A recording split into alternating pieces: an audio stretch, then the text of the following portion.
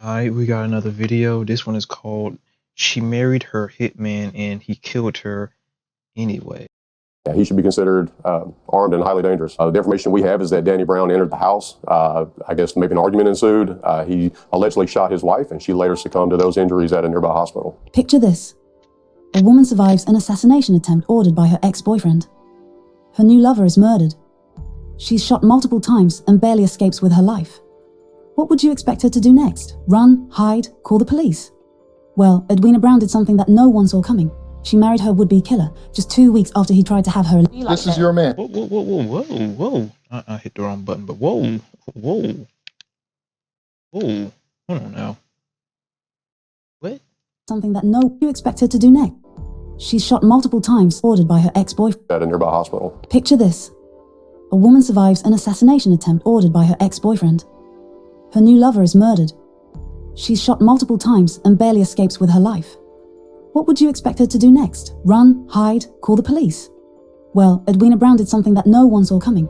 She married her would-be killer.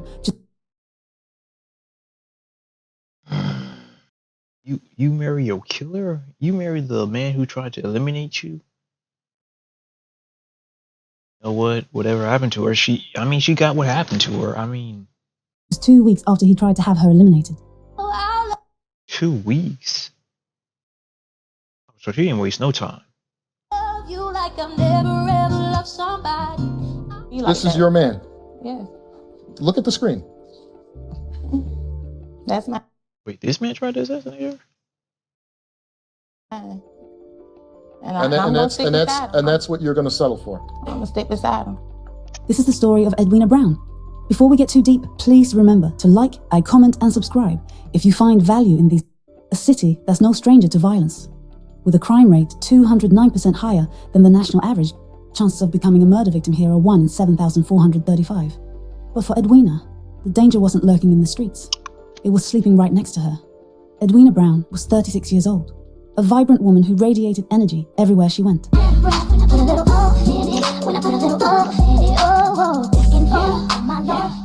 She was the youngest of 4 children, born and raised in Little Rock.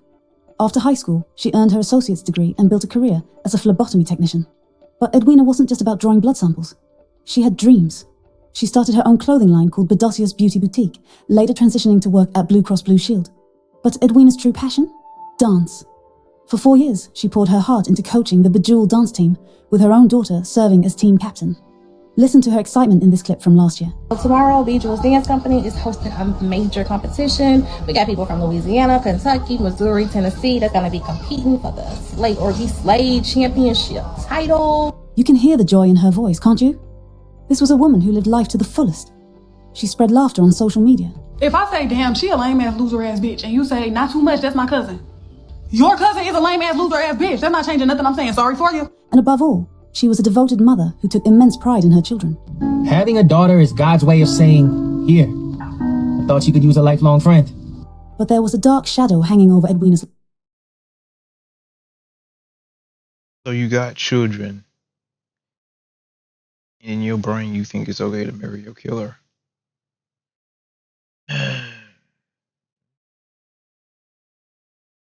life. His name was Danny Morris Brown. Danny was 37 years old, and he had a history that should have been a massive red flag. At just 17, he'd been charged with manslaughter after a botched robbery left one of his accomplices dead. He served 5 years in prison. Multiple arrests for domestic battery followed. This man was dangerous. Edwina and Danny had dated on and off for years. Family members described their relationship as very difficult. Danny was controlling and physically abusive. So, in 2012, Edwina did what any smart woman would do. She broke up with him and started dating someone new. His name was Daniel Hill, and he was 21 years old. 35. I think they said that she was 35, 30. Either 35 or 30. Dating a 21-year-old. Nothing wrong with it, but she got that young man killed for no damn reason. Edwina was happy. Finally, she'd found someone who treated her right. But Danny Brown, he was furious. Now, here's where this story takes a shocking turn. Danny didn't just move on. He didn't just accept the breakup. No, He hired 2 hitmen to eliminate both Edwina and her new boyfriend. According to police testimony, Danny's instructions were crystal clear. Hit both of them, blow the head off. He told them to kill Edwina by any means necessary. His only condition, don't hurt the children. On that fate, Yeah, that man too emotional. Her ex was too emotional. Like, you so wrapped up about a girl and so uptight about a girl moving on that you do the most and you hire not 1 but 2 hitmen. fateful day in 2012, Edwina and Daniel were visiting Edwina's mother's house so Edwina could style their daughter's hair for school. 2 armed men confronted them, chasing them into the house. Gunshots erupted. Daniel Hill fought bravely, trying to protect Edwina, but he was shot in the head and died at the scene. Edwina was hit in the chest and hip. As she lay bleeding, she managed to crawl into another room and hide under her mother's chair. The assassins couldn't get past Edwina's mother to finish the job, so they fled. Daniel Hill was dead. Edwina was clinging to life in a hospital bed, fighting for every breath. But this story is just getting started, because what happened next will leave you questioning everything you think you know about human psychology. The police investigation moved fast. Thanks to an anonymous tip, they arrested 2 men, Quentin Bernard Jones and his accomplice. And when the pressure mounted, they cracked. Both hitmen pointed their fingers straight at Danny Brown. One of them confessed that Danny had approached him a month before the shooting, offering him a $10,000 car and cash to carry out the murders. The motive? You killing someone in this day and age for $10,000? Have you lost your mind? $10,000 in a car to go take out not 1 person but 2 people. What? That's beyond stupid. You risk your freedom and life for $10,000 in a car. Man. Danny and Edwina had been constantly feuding over their children, and he couldn't handle her moving on with someone else. The evidence was overwhelming. 2 hitmen, both ready to testify. One got 55 years in prison. The other got life. God. Danny Brown was charged with capital murder and attempted murder. Justice was finally coming for Daniel Hill's death and Edwina's near murder. But then something unthinkable happened. The day before Danny's trial, prosecutors received devastating news. Edwina Brown, the victim of this assassination attempt, refused to cooperate with authorities. She wouldn't testify against the man who tried to have her killed. Phone recordings between Edwina and Danny from jail convinced prosecutors that she would never help them put him away. Without her testimony, the case fell apart. All charges against Danny Brown were dropped in August 2012. The man who orchestrated the murder of Daniel Hill and the attempted murder of Edwina walked free. It gets worse. Orchestrated the murder of Daniel Hill and the attempted murder of Edwina walked free. It gets worse. Just 2 weeks after surviving bullets to her chest and hip, just 2 weeks after watching her boyfriend die, protecting her, Edwina Brown made a decision that shocked everyone who knew her. She married Danny Brown, the same man who had just tried to have her executed. She married her would-be assassin. Family and friends were devastated.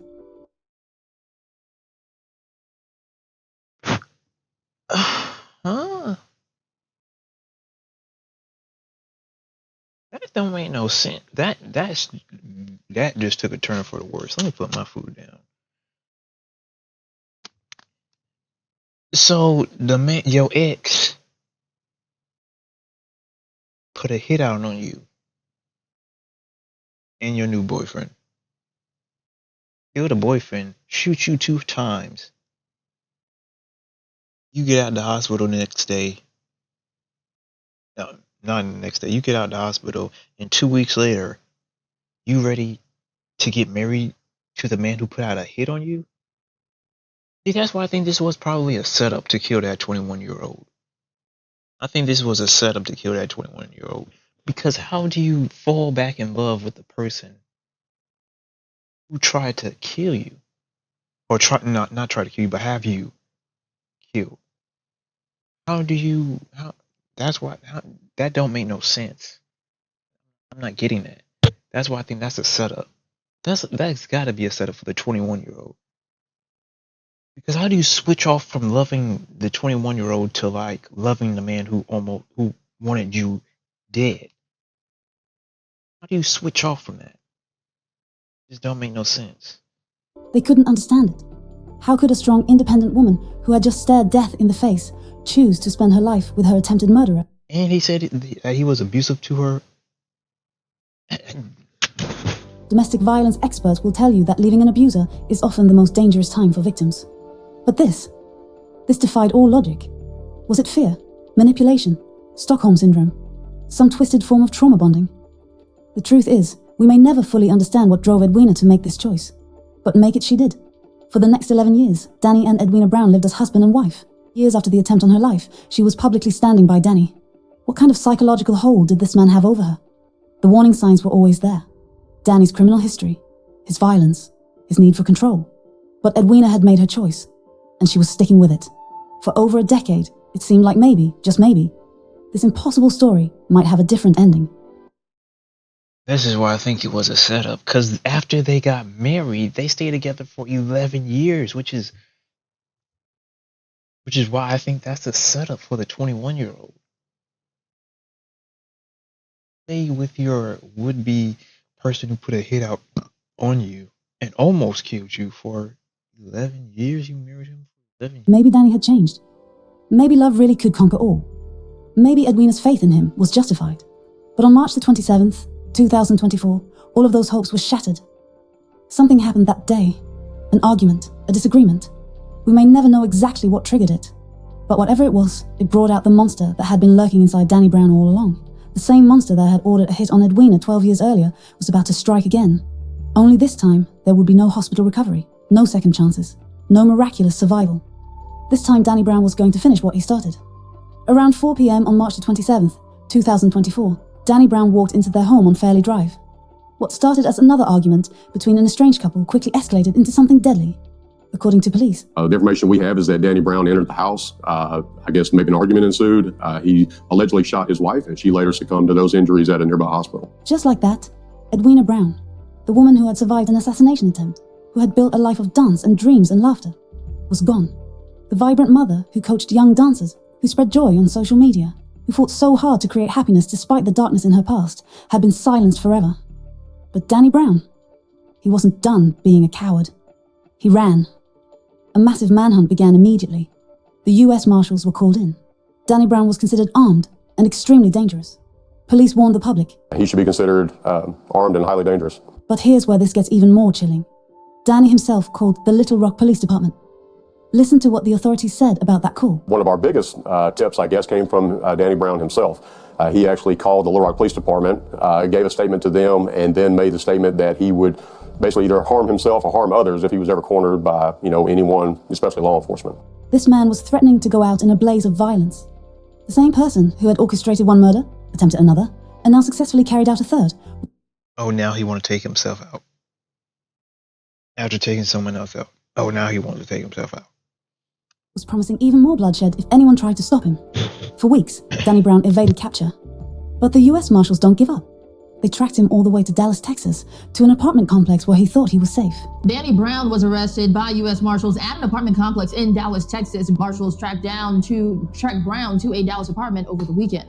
When they moved in to arrest him, Danny tried one last desperate escape attempt. He tried to jump off the balcony, but saw more officers waiting below. Trapped, cornered, nowhere to run. Finally, after weeks of terrorizing communities and threatening more violence, Danny Brown surrendered. The manhunt was over. Tonight at 6, a man Little Rock police called armed and dangerous is in custody after weeks on the run. Danny Brown was charged with capital murder. The prosecutor is seeking life in prison. He's being held without bail and is forbidden from... I think he did the crime in Arkansas. Do Arkansas have the death penalty? I gotta look that up. I don't know if Arkansas has the death penalty. But he should be looking at the death penalty if they have that. He should be looking at the death penalty. From contacting the 2 children he shared with Edwina. But here's the devastating reality. Those 2 children are now orphans. Their mother is dead, murdered by their father. Their father will likely spend the rest of his life behind bars. These innocent kids have lost everything because of one man's inability to let go, to accept rejection, to control his rage. Edwina's story forces us to confront some uncomfortable truths about domestic violence. Man, I think it's a setup still. I still think it's a setup. Still own it. How many red flags do we ignore? How many times do we tell ourselves that someone can change? Do you have anything else about the story? Let me see. Every smile she shared on social media. Violence doesn't always look like what we expect. Justice is coming. You can run from the law. You and me, Attention men, if you meet a woman who is in an abusive relationship, run, don't get involved if he's still alive. Yeah, you really gotta look at the past, look what these women been in, before you can just jump fully in a relationship. She has so many warnings that this was not her path. But she kept trying to force something that wasn't meant to be. She refused to learn the lesson and move forward. I think she thought it was a way to keep herself safe from him if she stayed with him. No. This right here, this comment is wrong. Because had she worked with police, he would have got life or probably got locked up for a long time too. The killers, one of them got 50 years and the other one got life. Danny, her ex, he was about to go down, but she didn't want to testify against him for some odd reason. And she was on video. I mean, not video. She was on voice call, recorded on a voice, telling her ex that she would never tell the police on him. It was a package deal. The gunman probably took a plea deal based on their cooperation. Plea deals have nothing to do with the other person being prosecuted. In other words, they told on themselves and tried to throw him under the bus as well via plea deal. They needed the testimony from the victim to seal the case. 9 times out of 10, her ex, who was unalive, did not have their own lawyers versus the state's attorney picking up the case. I don't feel bad for her at all. Sorry, not sorry. Her new boyfriend laid down his life trying to protect her, and she repaid him by refusing to testify against the man that ordered both his and her execution, then marrying him. I still think in the back of my head this was a hit or something.